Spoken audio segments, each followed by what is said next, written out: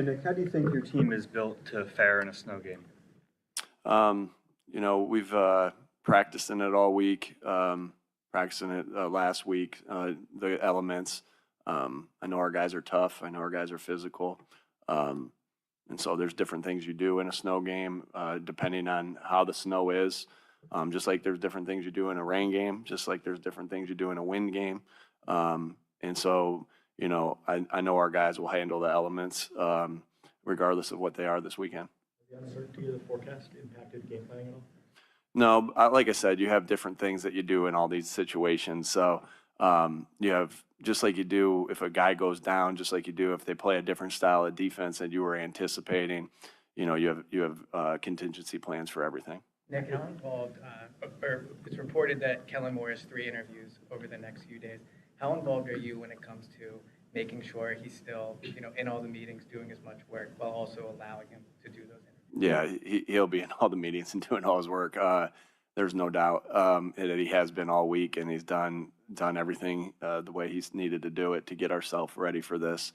I think there's sometimes a misconception of coaches that, like, at the end of the week you don't get any time to relax. Like there is a time on Fridays and Saturday afternoons where you do that, and those are the times that in these scenarios guys get to have earned the right to interview for jobs. And I think that we're not the only ones in this position. There's a lot of teams that are still going in this this weekend that are having guys do this as well. So Kellen's ready, has our team ready, and so he's handled it big time all week, which really I never thought that he wouldn't. So he's handled it like a pro.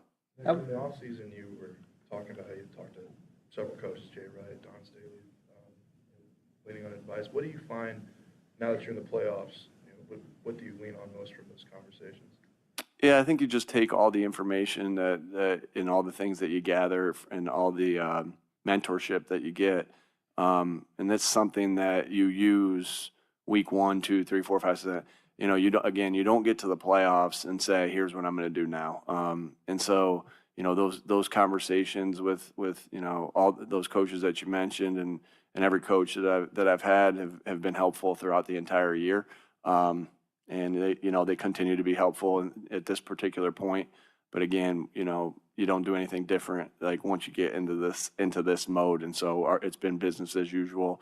But I'm very appreciative to Coach Staley and Coach Wright, Coach Patino, Coach Karras, all the people that have helped me get to this position and all the people that have helped me while I'm in this position. How would you say Vic has helped influence the overall personality of the team since he's been here? Yeah, he's tough. He's hard-nosed. He's East Coast. I love all those things about him. And so, he's very detailed. And you can see our defense is very detailed. So Vic's a great coach. And just has our defense playing really well. And he's been a great coach in this league for a long time, and his players have played well for a long time, right? You're not playing great defense without the players have to play well to play great defense. And so it's a combination of what Vic does and how he motivates the guys to get them to play to the highest level that they can, and just got a ton of respect for him, and sure glad he's here. At the beginning of the offseason, you said that Kellen's offense would be a blending of his with yours. A year later, how much did that pan out to?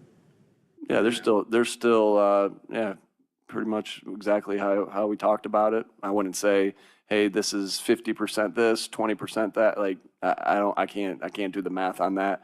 But as you watch the tape, there's different things that we've been doing that's really helped us. There's some things that are similar to what we've done in the past because we've been good at those things, and then there's things that are new to both what we've done and then Kellen's system as well. And so again, like I said, Kellen's just done a phenomenal job of handling all those things, putting our offense in positions that we've been successful with, and I can't say enough good things about both coordinators. Going back to Vic, you talked before about how he calls a game and how well he can call a game.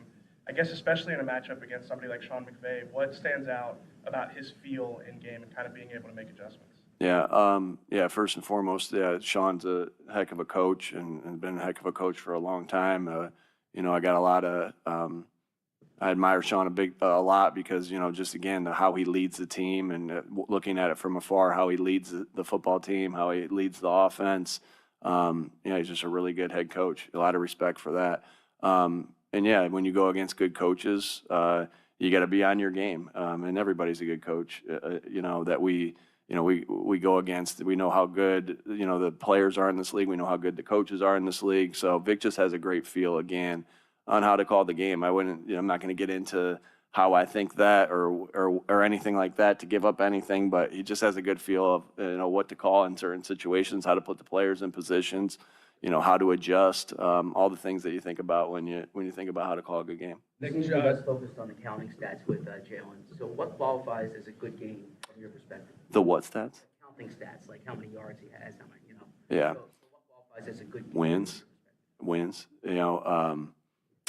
He just, again, just continues to do everything he needs to do to help our team win the game. And I think, Bob shared with me, what he kind of talked about, not real concerned about stats. I'm concerned about wins. And what I admire so much about that is we have such, Jalen's very selfless. And just wants to do what he needs to do to help this team win football games. And sometimes that's going to be a ton on him. Sometimes he's always touching the ball and always having to get us in and out of good plays. So it's always a ton on him as nature of the quarterback position. But I love the fact that, that's what he had said is just the wins, because again, it just shows you the selflessness of Jalen Hurts. It shows you the selflessness of the team, because we do understand that everybody on the outside is going to look at this or that, these numbers, whatever it is. We look at wins and losses. We look at something that directly affects wins and losses, which is our, turnover differential. And again, he's played such efficient football. I think it's a shame that nobody's talking about that, or I don't know. I don't know if they are or not. I shouldn't say it that way. But he's playing such efficient football and putting our team in position to win. And that's the goal of any quarterback, is to win the game. And he's just done a great job of that. And so, yeah, I think obviously I answered the questions a lot, with Jalen and this and that, but he wins. He's been playing efficient, and we do what we need to do to win every game. And Jalen does what he needs to do to win every game. And we'll continue to do that and not apologize for it. And how we win in this game and how you go into a game trying to win might not always be how you have to do it while you're in the game. You have to adjust. So we'll see how the game goes, and we'll see, but I think Jalen's played great football. Two more, please. Jared Verse came out and said he hates Eagles fans. Did he make things more difficult for himself coming in here? What's your reaction to that? Yeah, everyone's got opinions, and so I really don't get myself wrapped too much into that. I'm sure the Philly crowd will, regardless of what anyone said, they're going to be the hype. They're going to be rowdy. They're going to make it challenging for the opposition to operate in the noise. And I'm sure glad that we have the home field advantage that we do. Last one. All right. No? Okay.